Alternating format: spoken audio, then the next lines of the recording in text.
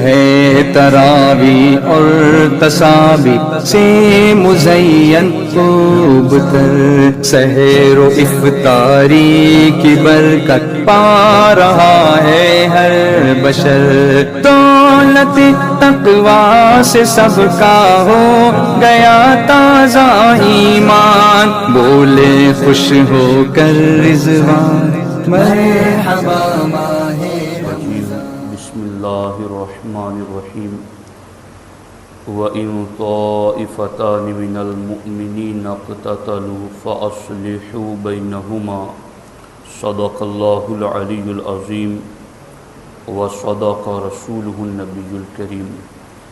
انتہائی احترام و عقیدت کے ساتھ جس طریقے سے میں پڑھا ہوں، میرے ساتھ مل کر حضور دل کے ساتھ نذرانہ محبت پیش کریں۔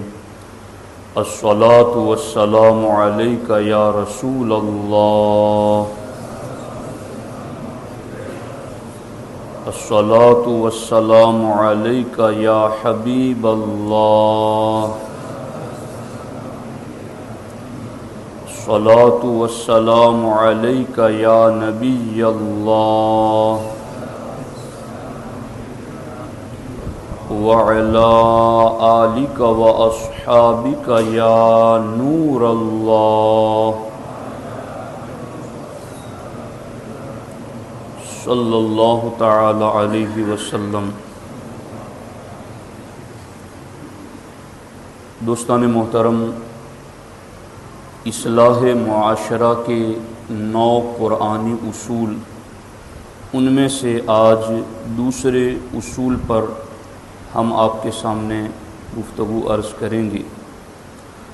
اللہ جل مجدہ الکریم قرآن مجید میں ارشاد فرماتا ہے وَإِن طَائِفَتَانِ مِنَ الْمُؤْمِنِينَ اقْتَتَلُوا فَأَصْلِحُوا بَيْنَهُمَا، اور اگر مسلمانوں کے 2 گروہ آپس میں لڑیں تو ان میں صلح کراؤ۔ سب سے پہلا اصول جو اللہ تبارک و تعالی نے ذکر فرمایا تھا، اس میں یہ تھا کہ اگر فاسق کوئی خبر لے کر آتا ہے تو تم اس کی تحقیق کرو۔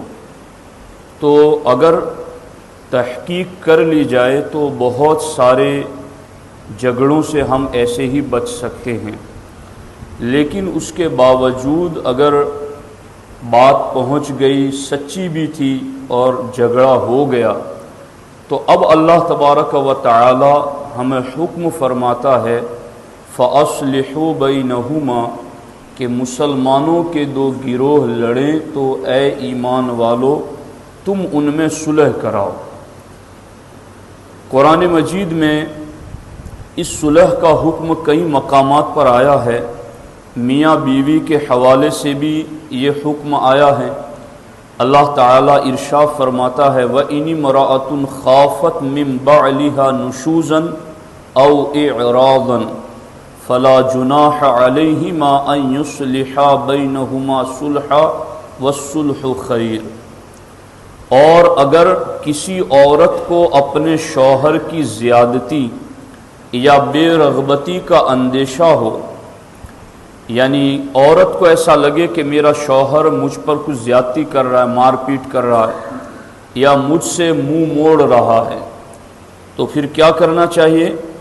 فَلَا جُنَاحَ عَلَيْهِمَا أَن يُصْلِحَا بَيْنَهُمَا صُلْحًا وَالصُّلْحُ خَيْرٌ، تو ان پر کوئی حرج نہیں کہ آپس میں صلح کر لے، اور صلح کرنا ہی بہتر ہے۔ یہاں عورت اور مرد کا معاملہ پیش آیا تو وہاں بھی اللہ تبارک و تعالی نے صلح کا حکم عطا فرمایا۔ اسی طریقے سے قرآن مجید میں دوسرے مقام پر یسألونک عن الانفال قل الانفال للہ والرسول فاتقوا اللہ واصلحوا ذات بینکم، اے محبوب تم سے مال غنیمت کے بارے میں لوگ پوچھتے ہیں تو تم فرماؤ غنیمت کے مالوں کے مالک اللہ و رسول ہیں، تو اللہ سے ڈرتے رہو اور آپس میں صلح صفائی رکھو۔ یہاں بھی اللہ تبارک و تعالی نے آپس میں صلح کا حکم عطا فرمایا۔ ایک تیسرے مقام پر اللہ تعالیٰ نے ارشاد فرمایا لا خیر فی کثیر من نجواہم الا من امر بصدقۃ او معروف او اصلاح بین الناس، کہ ان کے اکثر خفیہ مشوروں میں کوئی بھلائی نہیں ہوتی، چھپ چھپ کے باتیں کرتے ہیں۔ اللہ تعالیٰ فرماتا ہے ان کے اکثر خفیہ مشوروں میں کوئی بھلائی نہیں ہوتی، مگر ان لوگوں کے مشوروں میں بھلائی ہوتی ہے جو صدقے کا مشورہ کریں یا نیکی کا مشورہ کریں یا لوگوں میں باہم صلح کرانے کا مشورہ کریں۔ تو قرآن مجید میں ان تین مقامات پر اللہ تبارک و تعالی نے اہل ایمان کو یہ اصول عطا فرمایا کہ اے ایمان والو، تم آپس میں صلح صفائی رکھو، صلح بنائے رکھو اور صلح کرواؤ۔ یہ حکم بھی ہے کہ جو قوم کے ذمہ دار ہیں، با اثر لوگ ہیں، وہ صلح کرائیں، اور جو ماتحت لوگ ہیں انہیں بھی حکم ہے کہ وہ صلح کا ماحول بنائے رکھیں۔ صلح کرنا اللہ و رسول کو اتنا زیادہ پسند ہے کہ آپ یقین کریں جھوٹ بولنا کتنا بڑا گناہ ہے، کبیرہ گناہ ہے، اور قرآن میں فرمایا لعنت اللہ علی الکاذبین، جھوٹوں پر اللہ کی لعنت ہوتی ہے۔ لیکن اگر دو مومن بھائیوں کے درمیان صلح کا معاملہ ہو تو ہمارے آقا علیہ السلام فرماتے ہیں ایسے مقام پر اگر جھوٹ بولنا بھی پڑے تو میں اپنی امت کو اس کی بھی اجازت عطا کرتا ہوں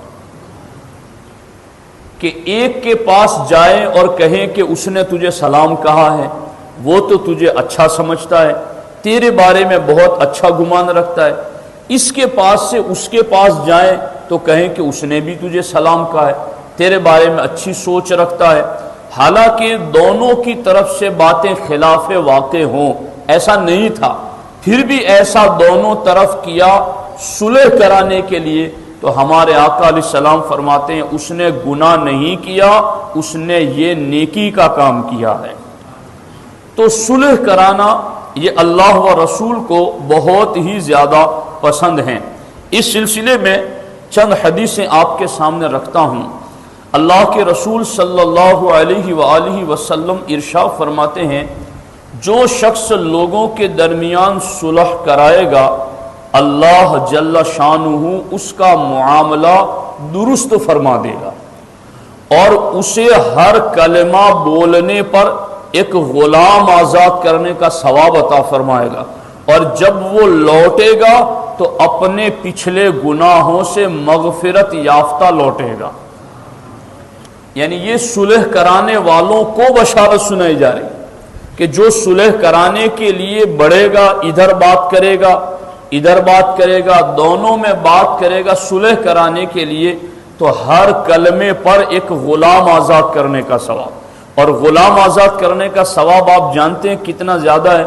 ہمارے آقا علیہ السلام نے فرمایا کہ جو غلام آزاد کرتا ہے تو غلام کے دو ہاتھ، دو پاؤں، دو آنکھیں، اس کا وجود غلامی سے کوئی آزاد کرتا ہے، آزاد کرنے والے کو اللہ جہنم سے آزاد کرتا ہے۔ تو غلام آزاد کرنا کتنا بڑا ثواب رکھتا ہے، اور جب صلح کرانے کے لیے مومن چلتا ہے تو اس کے ہر کلمے پر اللہ ایک غلام آزاد کرنے کا ثواب عطا فرماتا ہے، اور جب وہ صلح کرا کے واپس پلٹتا ہے تو اس حال میں واپس پلٹتا ہے کہ وہ مغفرت یافتہ ہوتا ہے، اس کو بخشش کی سند مل چکی ہے کہ یہ مغفرت یافتہ ہے۔ یہ اتنا زیادہ اللہ اجر کیوں دے رہا ہے؟ اللہ کو پسند ہے کہ اس کے ایمان والے بندوں میں صلح رہے، ان کے درمیان آپس میں دشمنی، بغض، کینہ، حسد وغیرہ نہ رہے۔ اسی طریقے سے ہمارے آقا علیہ السلام کا فرمان ہے کہ کیا میں تمہیں روزہ، نماز اور صدقہ سے افضل عمل نہ بتاؤں؟ تو صحابہ کرام نے عرض کیا حضور ضرور بتائیں۔ روزہ، نماز اور صدقہ سے افضل عمل؟ تو اللہ کے رسول علیہ السلام نے ارشاد فرمایا وہ عمل آپس میں روٹھے ہوں میں صلح کرا دینا ہے۔ وہ نماز، روزہ اور صدقہ سے بھی اللہ کے رسول علیہ السلام نے اس کو افضل قرار دیا۔ ایک حدیث پاک اس ضمن میں آپ سنیں گے تو آپ کا ایمان تازہ ہو جائے گا۔ امیر المومنین حضرت عمر بن خطاب رضی اللہ تعالی عنہ اس بات کے شاہد ہیں۔ حضرت انس فرماتے ہیں کہ ہم سرکار کی بارگاہ میں بیٹھے تھے، اتنے میں اللہ کے رسول علیہ السلام نے تبسم فرمایا، مسکرائے سرکار، جس کی تسکی سے روتے ہوئے ہنس پڑے، اس تبسم کی عادت پہ لاکھوں سلام۔ سرکار نے مسکرایا تو حضرت عمر نے بارگاہ رسالت علی صاحبہ الصلاۃ والسلام میں عرض کیا حضور میرے ماں باپ آپ پر قربان، آپ نے کیوں تبسم فرمایا؟ دیکھو وہ پوچھتے تھے، سرکار بتاتے تھے اور ہم گنہگاروں کی بگڑی بن جاتی تھی۔ انہوں نے پوچھا حضور کیوں تبسم فرمایا؟ سرکار نے فرمایا کہ میرے دو امتی اللہ کی بارگاہ میں دو زانو گر پڑیں گے، دو زانو اللہ کی بارگاہ میں گر پڑے گے، ایک کہے گا اے اللہ اس سے میرا انصاف دلا کہ اس نے مجھ پر ظلم کیا تھا، تو اللہ تبارک و تعالی مدعی یعنی دعویٰ کرنے والے سے فرمائے گا کہ اب یہ جس پر تو دعویٰ کر رہا ہے کہ یہ ظالم ہے، اس کے پاس تو کوئی نیکی بچی ہی نہیں ہے، باقی حق مانگنے والے ساری نیکیاں لے گئے ہیں، تو اب تیرا انصاف کیسے دلایا جائے؟ اس کی نیکیاں ہوتی تو تمہیں بدلے میں دے دی جاتی، اب اس کی تو نیکیاں ختم ہو گئی ہیں۔ تو اس مظلوم اللہ نے اللہ کی بارگاہ میں عرض کیا کہ اب میرے گناہ اس کے سر ڈال دیے جائیں۔ اتنا کہتے کہتے اللہ کے رسول علیہ السلام رو پڑے اور سرکار نے فرمایا کہ قیامت کے دن ہر بندہ یہ چاہے گا کہ اس کا بوجھ دوسرے کے سر ڈال دیا جائے، اور اس وقت اچانک وہ جو مظلوم تھا جس کا حق دنیا میں مارا گیا تھا، اس کو اچانک پردے ہٹ جائیں گے تو اس کو سامنے سونے کے بڑے بڑے شہر اور بڑے بڑے محل نظر آئیں گے، اور جب وہ موتیوں سے سجے ہوئے شہر اور محل دیکھے گا تو اللہ کی بارگاہ میں عرض کرے گا یا اللہ یہ کس پیغمبر کے لیے ہیں، یہ کس صدیق اور شہید کے لیے ہیں؟ تو اللہ تعالیٰ فرمائے گا یہ اس کے لیے ہیں جو اس کی قیمت ادا کریں۔ تو وہ مظلوم جو یہ کہہ رہا تھا کہ مجھے اس سے انصاف دلایا جائے، وہ کہے گا کہ اس کی قیمت تو کون ادا کر سکتا ہے؟ اللہ تعالیٰ فرمائے گا اس کی قیمت تو ادا کر سکتا ہے۔ تو وہ عرض کرے گا کہ یا اللہ وہ کس طرح؟ کا اس طرح کہ تو اپنے اس بھائی کے حقوق معاف کر دے تو یہی ان محل اور ان شہروں کی قیمت ہے، یہ تجھے مل جائیں گی، اور اس کی قیمت یہ ہے کہ تو اپنے اس بھائی کے حقوق معاف کر دے۔ تو بندہ اس وقت کہے گا یا اللہ میں نے سب حقوق معاف کر دیے۔ اللہ تعالیٰ فرمائے گا اب تو خود اکیلا نہ جا، اس کا ہاتھ پکڑ اور دونوں اسی جنت میں داخل ہو جاؤ۔ تو آپ غور فرمائیں، اس کے بعد ہمارے نبی علیہ السلام نے فرمایا کہ اللہ تعالیٰ سے ڈرو اور مخلوق میں صلح کرواؤ، کیونکہ اللہ تعالیٰ بھی قیامت کے دن مسلمانوں میں صلح کروائے گا۔ تو دیکھو یہ دوسرا اصول ہے، میں تو اس پر بہت غور کرتا ہوں، اس کو خود سمجھتا ہوں، اس کی گہرائی میں جاتا ہوں کہ مسلمان اگر ان اصولوں پر عمل کرے تو عمل کرتے نہیں کرتے لیکن تھوڑی دیر کے لیے سوچ کے دیکھیے کہ اگر ان اصولوں پر مسلمان عمل کرنا شروع کر دیں تو ہم کتنے خوشحال ہو جائیں گے، ہم کتنے پرسکون اور کتنے مطمئن ہو جائیں گے۔ یعنی ایک مسلمان دوسرے مسلمان سے ملے گا تو اس کو کتنی خوشی محسوس ہوگی، جو اس حکم پر عمل کرنے کی بنیاد، اور اس حکم پر عمل کریں کہ صلح کراؤ، یہ ہم اپنی بہتری کے لیے کریں کہ ہمیں جنت ملے گی، ہمیں ایک ایک کلمے پر اتنا زیادہ ثواب ملے گا، ایک ایک غلام آزاد کرنے کا، تو ہم نماز پڑھ کے نیکیاں جمع کرتے ہیں تو یہ کام کیوں نہ کریں؟ جب وہ کام کریں گے مسلمانوں میں صلح ہوگی تو آپس میں کتنا بہترین معاشرہ اور سوسائٹی وجود میں آئے گی۔ تو یہ اس سلسلے میں صلح کے حوالے سے ہمارے آقا علیہ السلام نے یہ باتیں ارشاد فرمائیں۔ اب میں ایک اہم پوائنٹ کی طرف آپ کی توجہ دلانا چاہتا ہوں. کبھی کبھی قوم کے ذمہ داران بڑے حضرات جن کو اللہ تعالیٰ نے شان دی ہے، عزت دی ہے، وہ یہ سوچتے ہیں کہ اب ان کو صلح کرانے سے کوئی فائدہ نہیں ہوگا. تو ایسا نہیں ہے. قرآن میں اللہ تعالیٰ ارشاد فرماتا ہے وَذَكِّرْ فَإِنَّ الذِّكْرَىٰ تَنفَعُ الْمُؤْمِنِينَ، سمجھاؤ کہ سمجھانا ایمان والوں کو فائدہ دیتا ہے. تو سمجھانا یہ ایمان والوں کو فائدہ دیتا ہے. اس لیے صلح کرانے والوں کو کبھی یہ نہیں سوچنا چاہیے کہ اس کا فائدہ نہیں ہوگا. فائدہ ضرور ہوگا، قرآن کہہ رہا ہے تو ضرور فائدہ ہوگا. بس یہ کہ ہمیں طریقے سے چلنا ہے. اب وہ طریقہ کیا ہے؟ کبھی کبھی صلح کرانے والے ہی اس انداز سے چلتے ہیں کہ مزید بگاڑ پیدا ہو جاتا ہے. تو صلح کا جو علماء نے طریقہ بیان کیا ہے نا، وہ میں مختصر آپ کے سامنے رکھتا ہوں کہ وہ کس طریقے سے ہم اگر صلح کرانے کے لیے جائیں تو کیسے صلح کرائیں. سب سے پہلا صلح کا طریقہ یہ ہے کہ صلح کرانے سے پہلے ہم اللہ کی بارگاہ میں سچے دل سے دعا کریں کہ اے اللہ، میں تیرے حکم پر عمل کرتے ہوئے یہ صلح کرانے جا رہا ہوں، تو اس میں مجھے خیر کے ساتھ کامیابی عطا فرما. یوں مومن سچے دل سے اللہ کی بارگاہ میں دعا کر کے پھر صلح کے لیے نکلیں اور بات دونوں طرف کی سنیں. وَإِن طَائِفَتَانِ مِنَ الْمُؤْمِنِينَ اقْتَتَلُوا، مسلمانوں کے دو گروہ لڑ پڑے، دونوں طرف کی بات سنیں. اور بات کیسے سننی ہے؟ بات سنو اور اس کو لکھو ساتھ میں. وہ جو پوائنٹ لکھوا رہے ہیں کہ ہمیں ان پر یہ سوال ہے، ہمیں ان پر یہ اعتراض ہیں، وہ سارے لکھے جائیں. اور پھر اس کے بعد دوسرے فریق کے پاس جائیں اور وہاں جا کر کے ان کی پوری بات سنیں اور اس بات کو بھی لکھیں.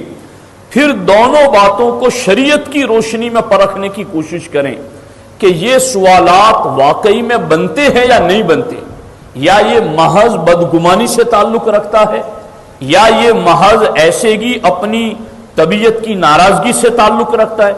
دونوں کے پوائنٹس پر بندہ اللہ کا خوف رکھتے ہوئے غور کریں اور اس کے بعد اس کا نتیجہ لکھیں کہ اب دونوں کا نتیجہ اور نچوڑ یہ ہوا، تمہیں یہ کرنا ہے، تمہیں یہ کرنا ہے، ان باتوں کی پابندی تمہیں کرنی ہے، ان باتوں کی پابندی تمہیں کرنی ہے. اس طریقے سے دونوں کے پوائنٹ لکھ کر کے پھر دونوں کو اکٹھے کریں اور دونوں کو آمنے سامنے ملائیں. اور اس بات کا دھیان رکھیں کہ اس وقت بھی کوئی کسی کے خلاف زبان استعمال نہ کرے، کیونکہ ایسے موقع پر بات بنتے بنتے بگڑ جاتی ہے. تو اس لیے اس موقع پر بھی صلح کی فضیلتیں بیان کریں. مومن کا دل توڑنا، مومن سے دور رہنا، اس سے عداوت رکھنا، اس کا جو عذاب ہے وہ سنائیں اور اس طریقے سے ان کے درمیان آپس میں صلح کرانے کی کوشش کرنی چاہیے. یہ اللہ تبارک و تعالی کا ہم تمام اہل ایمان کے لیے حکم ہے. اب یہاں پر چونکہ آج سیدہ خاتون جنت رضی اللہ تعالی عنہا کا یوم وصال بھی ہیں، تو انہی کے فرزند ارجمن سیدنا امام حسن مجتبیٰ رضی اللہ تعالی عنہ کی بات میں آپ کے سامنے عرض کرتا ہوں. حضرت امیر معاویہ رضی اللہ تعالی عنہ اور امام حسن مجتبیٰ رضی اللہ تعالی عنہ جب دونوں کے لشکر ایک دوسرے کے سامنے ہوئے تو امام حسن مجتبیٰ رضی اللہ تعالی عنہ کا لشکر اتنا بڑا تھا کہ حضرت عمر بن عاص نے کہا کہ یہ لشکر اگر آج چل پڑا تو مد مقابل کو پیس کر رکھ دے گا. اور حضرت امام حسن مجتبیٰ فرماتے تھے بیدی جماجم العرب، عرب کی کھوپڑیاں میرے ہاتھ میں ہیں، جدھر میں اشارہ کروں گا یہ لڑ جائیں گے. مگر اس وقت لشکر بھی ہے، تعداد بھی ہے، طاقت و قوت بھی ہے، سب کچھ ہے، مگر حضرت امیر معاویہ رضی اللہ تعالی عنہ نے دو بندوں کو صلح نامہ لکھ کر کے امام حسن مجتبیٰ کی خدمت میں پیش کیا. حضور یہ میری طرف سے صلح نامے کی درخواست ہے، آپ جو شرط چاہتے ہیں اس پر لکھ دیں، میں اسے منظور کرنے کے لیے تیار ہوں، ہم صلح کر لیں. تو حضرت امام حسن مجتبیٰ، یعنی یہاں میں صلح پر وہ بات آپ کے سامنے رکھنا چاہتا ہوں کہ اگر میں کسی سے لڑ جاتا ہوں تو ہمارا کوئی دکان کا مسئلہ نہیں، پلاٹ کا مسئلہ نہیں، کوئی زمین جائیداد کا مسئلہ نہیں، تب صلح کرنا بہت آسان. مگر پوری سلطنت دے کر صلح کر لینا، پوری امارت اور خلافت دے کر کے صلح کر لینا، یہ پھر خاتون جنت کے بیٹے ہی کی تو شان ہو سکتی ہے، یہ انہی کے تو شایان شان ہے۔ امام حسن مجتبیٰ نے اس وقت کہا کہ مجھے ابو بکر صدیق نے یہ حدیث سنائی کہ تم ایک مرتبہ بچپن میں حضور کی گود میں تھے اور حضور مجمع پر نظر ڈالتے، کبھی تم پر نظر ڈالتے، اور اس وقت حضور نے فرمایا تھا ان ابنی ھذا سید لعل اللہ ان یصلح به بین الفئتین العظیمتین من المسلمین، کہ میرا یہ بیٹا میری امت کا سید اور سردار ہے، اور میں یقین سے کہتا ہوں ایک وقت آئے گا کہ میرا یہ بیٹا میری امت کے دو مسلمان گروہوں میں صلح کرا دے گا۔ تو امام حسن مجتبیٰ کہتے ہیں میں حضرت امیر معاویہ کی اس پیشکش کو قبول کرتا ہوں اور میں صلح کے لیے تیار ہوں۔ پوری سلطنت انہیں عطا کر دی اور آپ نے صلح فرما لی ہیں۔ تو اگر ہمارے درمیان میاں بیوی کا جھگڑا ہوتا ہے، پڑوسیوں کا جھگڑا ہوتا ہے، آپس میں بھائیوں کا مسئلہ ہوتا ہے، یا کسی بھی طرح کا کوئی بھی مسئلہ ہوتا ہے، اگر ہم امام حسن مجتبیٰ رضی اللہ تعالیٰ عنہ کی اس طریقے پر چلتے ہوئے صلح کی طرف پیش قدمی کریں گے تو انشاءاللہ ہمیں اجر و ثواب بھی ملے گا، اور ہم ایک پرسکون خوشحال مسلم معاشرے کی تشکیل کا ایک اہم حصہ بھی بن سکیں گے۔ تو باتیں کرنے سے تو فائدہ ہوتا ہی ہے، مگر عمل کرنے سے اس میں مزید فائدہ ہوتا ہے۔ تو اگر کہیں اس طرح کا ہے تو قوم کے بااثر لوگوں کو اس کی طرف ضرور توجہ دینی چاہیے۔ باقی جو قرآنی اصول 9 ہیں، ہر ایک اصول ایسا ہے کہ جس کی ضرورت ہے۔ جب یہ پوسٹر یہاں سے شائع ہوا تو انڈیا سے بھی کئی علماء کے مجھ پر میسج آئے کہ آپ نے عنوان بہت بہتر منتخب کیے ہیں اور ان عنوان پر گفتگو کرنے کی ہر جگہ ضرورت ہے۔ تو میں نے وہ عنوان اس لیے منتخب کیے کہ مسلم معاشرے کو بہتر بنانے کے قرآنی اصول ہم سیکھ لیں، عمل کر لیں، تاکہ دونوں جہان میں ہمارے لیے بھلائیاں مقدر ہو سکے۔ اللہ تبارک و تعالی ہم سبوں کو عمل کی توفیق عطا فرمائے۔ ان اللہ و ملائکتہ یصلون علی النبی یا ایھا الذین آمنوا صلوا علیہ وسلموا تسلیما۔ اللہم صل علی سیدنا و مولانا محمد و آلہ و صحبہ وبارک وسلم وافوض امری الی اللہ ان اللہ بصیر بالعباد وصلی اللہ تعالی علی خیر خلقہ وعلی آلہ وصحبہ اجمعین برحمتک یا ارحم الراحمین۔